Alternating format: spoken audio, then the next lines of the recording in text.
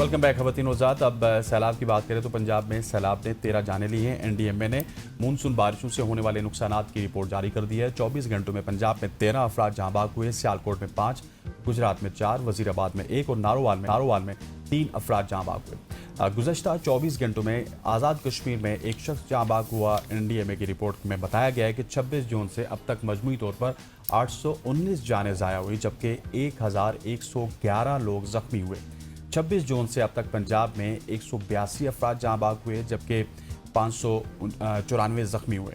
अगर केपी की बात की जाए तो वहाँ पे 480 अफराद जहां बाग हुए, 350 जख्मी हुए। आज़ाद कश्मीर में 28 अफराद जहां बाग हुए, 29 अफराद जख्मी हुए और गिलगित बल्तिस्तान में 41 अफराद जहां बाग, 52 जख्मी हुए।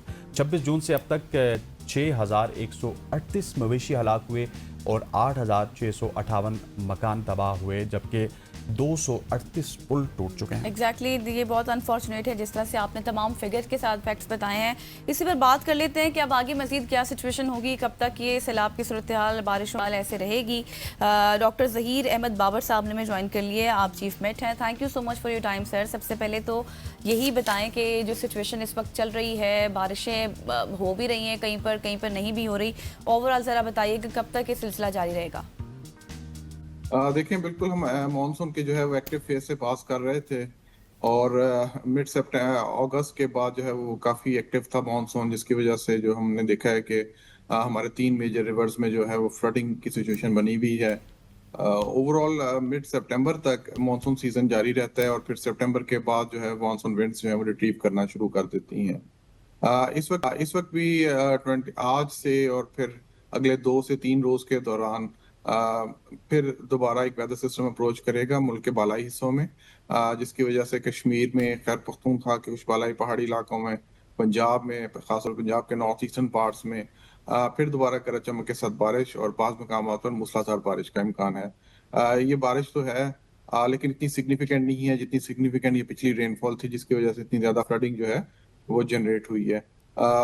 ये है कि जो डिस्प्लेस पर्सन्स हैं, जो बाहर रहे हैं लोग, उनके लिए जो बारिश है थोड़ा सा जहमत का बायस बन सकती है। बिल्कुल। अच्छा ज़हीर साहब, जिस तरह आपने खुद ही बताया कि ये पिछली बारिश की तरह उस तरह से इंटेंस नहीं है, लेकिन बहुत सारी ज़मीनें, पहाड़ इस तरह के हैं जो अभी कच्चे हैं, तो ये बारिश इस हद तक है कि वहाँ पे वापस लैंड स्लाइडिंग वगैरह हो सकती है। देखें, क्योंकि हम मानसून वेदर सिस्टम से गुजर रहे हैं और क्योंकि पहले भी फ्लडिंग हो चुकी है, मॉइस्चर जो है वो काफ़ी, जो सॉइल सरफेस मॉइस्चर है, सॉइल मॉइस्चर है, वो काफ़ी हद तक सैचुरेटेड है। सॉइल काफ़ी सैचुरेटेड है, जिसकी वजह से ये ज़ाहिर है इसका एक नेगेटिव इम्पैक्ट तो आएगा, लेकिन इतनी ज़्यादा इंटेंसिफाइड नहीं है जितनी इंटेंसिफाइड पिछली रेनफॉल थी। डिजास्टर के हिसाब से, रिडक्शन के हिसाब से फ्लैश फ्लडिंग के चांसेस जो हैं, खैर पख्तूनख्वा के इलाकों में, कश्मीर के इलाकों में जो फ्लैश फ्लडिंग के चांसेस जो हैं, क्योंकि स्टेबल नहीं है ज़मीन, खासतौर पे जो पहाड़ी इलाके हैं उसमें लैंडस्लाइड्स के अंदेशे जो हैं उनको इग्नोर नहीं किया जा सकता। तो ओवरऑल जो मानसून सीजन है, क्योंकि जहाँ पे एक पॉजिटिव इम्पैक्ट है मानसून सीजन का कि रेनफॉल के हवाले से, वाटर अवेलेबिलिटी के हवाले से, उसमें कुछ नेगेटिव इम्पैक्ट्स भी जो है एसोसिएटेड है मानसून रेन्स के अंदर, जिसमें हमने विटनेस किया है इस साल जो है हमारे पास एक मैसिव फ्लडिंग हुई है। इसके अलावा फ्लैश फ्लडिंग है, लैंडस्लाइड्स हैं, अर्बन फ्लडिंग है, सियालकोट में हुई है, गुजरात में हुई है। तो ये सारे नेगेटिव इम्पैक्ट्स जो हैं वो भी मानसून सीजन के साथ एसोसिएटेड हैं। सही। अच्छा बाबर साहब, हमने देखा कि जिस तरह हमने भी जिक्र भी किया कि पहले इस तरह की इंटेंसिटी नहीं थी, अब हमने देखा कि पैटर्न्स चेंज हो रहे हैं। इस दफ़ा जितनी फ्लडिंग हुई है शायद वो पहले उस तरह से नहीं हुई, तो अब हम ये पैटर्न्स चेंजेस जो देख रहे हैं, ये अब आगे आने वाले सालों में भी इसी तरह से चलेगा फिर?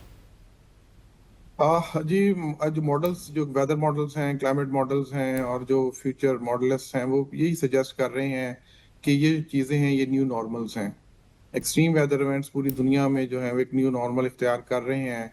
क्लाइमेट चेंज की वजह से उनकी इंटेंसिटी में इजाफा हो रहा है, एक्सट्रीम वेदर इवेंट्स की, और उनकी फ्रीक्वेंसी में इजाफा हो रहा है, और जिन एरियाज में वो को इफेक्ट कर रहे हैं उन एरियाज का जो है उनकी तादाद में भी इजाफा हो रहा है। तो ओवरऑल जो है ये क्लाइमेट चेंज का एक इम्पैक्ट जो है वो हम पूरी दुनिया में अब इस वक्त देख रहे हैं, और उसमें खास तौर पे जो हमारा रीजन है पाकिस्तान में, इसका इम्पैक्ट जो है वो हम पिछले चंद सालों से जो है वो काफ़ी हद तक इसको विटनेस कर रहे हैं। ठीक हो गया। और ज़हीर साहब बताइएगा कि आइंदा आने वाली जो बारिशें हैं, क्या ये मैदानी इलाकों को भी हिट करेंगी, स्पेशली अगर कराची की बात की जाए, कराची के मज़ाफ़ात की बात की जाए, सिंध की बात की जाए, वहाँ पे भी ये होंगी या फिर ये सिर्फ शमाली इलाका जात तक होंगी? ये कुछ सेंट्रल पार्ट्स हैं, पंजाब के सेंट्रल पार्ट्स में है। सिंध में कोई ऐसा सिग्निफिकेंट रेनफॉल नहीं है। बलूचिस्तान और सिंध के जो साइली पट्टी है उसमें भी ऐसा कोई सिग्निफिकेंट रेनफॉल नहीं, क्लाउडनेस हो सकती है लेकिन कोई सिग्निफिकेंट रेनफॉल जो है वो ऐसा नहीं है। सही। सही। अच्छा बाबर साहब, अभी हम अपनी आपसे आने से पहले अपने पहले सेगमेंट में एक स्टोरी शेयर कर रहे थे जिसमें हमने कंक्रीट ब्लैंकेट का जिक्र किया जो कि बारिश को काफ़ी ज़्यादा कंट्रोल भी कर लेता है। और क्लाइमेट चेंज हम देख रहे हैं, फिर जिस तरह से जंगलात की कटाई भी हम देख रहे हैं, डिफॉरेस्टेशन देख रहे हैं, जिससे बहुत ज़्यादा नुकसान हो रहा है। तो आप क्या समझते हैं, अब जिस तरह अभी आपने मॉडल्स के हवाले से भी बताया कि अब आगे आने वाले सालों में भी यही प्रिडिक्ट किया जा रहा है कि इसी तरह की सूरत हाल होगी, तो क्या स्टेप्स लिए जाने चाहिए? देखिए, क्लाइमेट चेंज के हवाले से, एक्सट्रीम वेदर इवेंट्स के हवाले से हमें ना एक होलिस्टिक अप्रोच की ज़रूरत है, जिसके अंदर दोनों एस्पेक्ट्स हो, मिटिगेशन भी हो, अडेप्टेशन भी हो और रेजिलिएंट इंफ्रास्ट्रक्चर जिसका आपने जिक्र किया वो भी हो। शॉर्ट टर्म के लिए अडेप्टेशन जो है बहुत ज़रूरी है क्योंकि ये एक नया नॉर्मल बनता जा रहा है और हमें अपनी जो ज़िंदगी के मामूलात हैं, जो रोज़ की जो हमारी रूटीन है उसको अडेप्ट करना पड़ेगा क्लाइमेट चेंज के हवाले से। क्योंकि अभी हम देखते रहते हैं कि मानसून सीजन से पहले हीट वेव्स आती हैं, उसके बाद फिर मैसिव फ्लडिंग हो जाती है मानसून सीजन में, फिर उसके बाद पंजाब के कुछ इलाकों में स्मॉग सीजन शुरू हो जाता है, फिर फॉग सीजन शुरू हो जाता है। तो ऐसी चीजें हैं जिसको हमें फिलहाल जो है उसका सबसे पहले सरेदस्त तो अडेप्ट करने की जरूरत है कि हम इन चीजों को अडेप्ट करें, लोगों को उसकी आगाही दें और उसके मुताबिक अपनी रोजमर्रा की रूटीन जो है उसको बदलें। फिर जो इंफ्रास्ट्रक्चर है वो क्लाइमेट इंफ्रास्ट्रक्चर होना चाहिए, होने की ज़रूरत है, ये हमें उस तरफ जाना चाहिए या उसकी आगाही होनी चाहिए।